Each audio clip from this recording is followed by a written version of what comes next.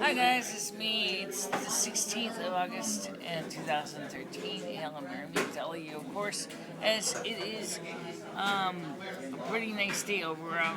It's a little overcast right now. The temperatures are going to be in about 24 to 25 degrees Celsius today. With highs about, I think I originally said it was supposed to be around 12. And my week's going to be 11, and then tomorrow's supposed to be 13. So it's going to be a little cooler, but it's okay, because it'll warm up sooner or later. By next week anyway, it looks like we're going to be seeing highs of about 28 degrees, and by next weekend for a short time. So, as I said, it's going to warm up. It's just that right now we have a cold spell coming in. Right now, I'm in the process of recharging spiritually for starting my season in a couple months.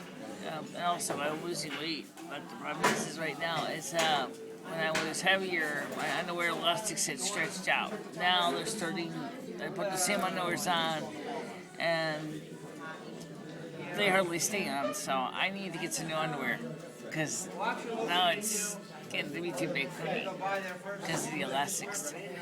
But that's kind of like one of those intimate issues you don't usually talk much about. But I can tell you, I've done a lot of research into the weight loss thing. Like I said in one of the studio videos, it's frustrating. I really got to be honest with you. I say that it's frustrating because I really am. I want to lose weight. I want to get skinnier.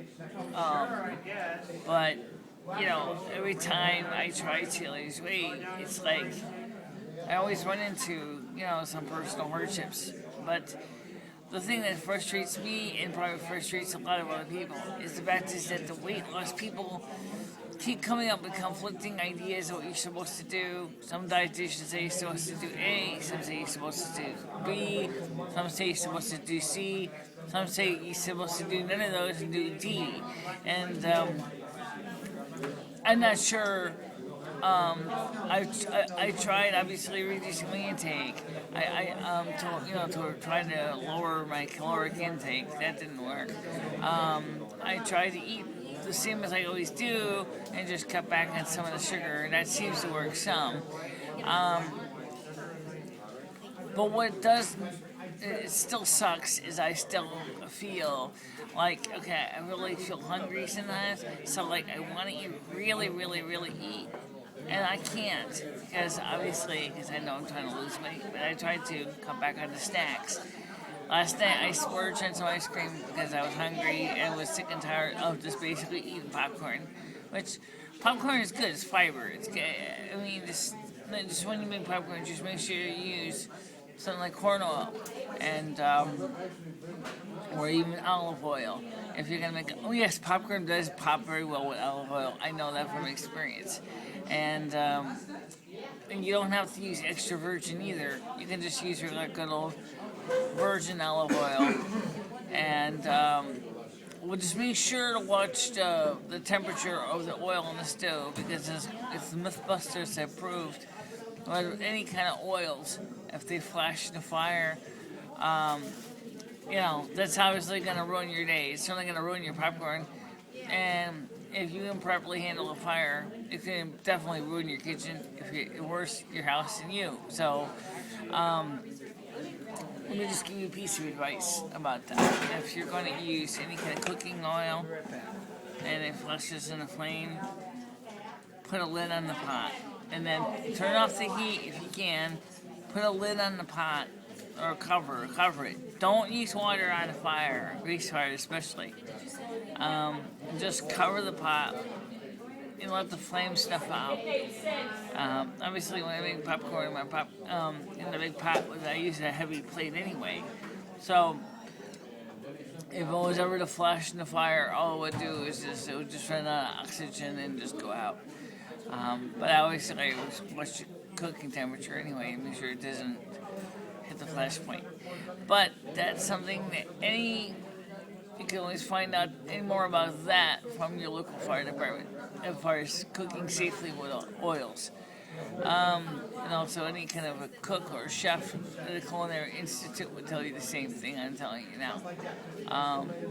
You want to make sure you don't want to burn the oil because that sucks. Okay, but anyway, my body's weight loss program is I am losing weight, so. And I'm also trying to spiritually recharge for the beginning of Yule. So last night I spent a lot of time in meditation and trying to revamp and recover my energy. I think I finally am getting, it's like putting my body on a recharging, it's like putting my body on a charger, and it's charging me up, and then hopefully when I need to exercise and tap into that well resources, I will have that resources available so that I can do my best job possible. Now, by the way, I watched Doomsday Castle again last night on my DVR, and I gotta admit, it's a good show. I didn't ever give you a review on it, so let me just give you a quick shorty. It's really a good show. It's got a lot of promise. So I would suggest, if you can, it's on Tuesday nights, I believe 9 o'clock Central, 10 o'clock Eastern time. A really good program to watch. There's also a game related to it. It's called Doomsday Castle Defender.com. That's being sponsored by the Discovery National Geographic Channel, and it requires Flash. I did attempt to play it on my Power G5. For some reason, it didn't quite work. Maybe I finally loaded it up, but I kind of got impatient trying to load it. It was taking forever to execute. So, but it could be just because my Mac is almost buffer on it. But it looks like a very interesting game. You'll notice though that the graphics are not exactly superior or anything like that. It's definitely not it's always not really superior graphics. But it's a pretty cool game. Kind of looks a little bit like graphically. It looks a little bit like Farmville kind of thing. Maybe not quite as detailed, but it looks very interesting. So if you get a chance to play it, it's on http://doomsdaycastledefender.com, and check it out. It also shows some pictures of different castle designs from people who created several games on the website. Some of the castles look really good. Some of the castle pictures look kind of silly. Oh, by the way, one thing you'll notice with Doomsday Castle project that they're building is comparing it to several castles in Europe. I think the drawbridge is going to be a little short for them to protect the keep. This is called. I think that the drawbridge is going to need to get a little bit bigger because he said he wants to have a multiple footer. So he's going to definitely want to consider having a drawbridge a lot longer than 10 feet. Also, his portcullis, as it shows in the picture, to me, looks to me be a little bit I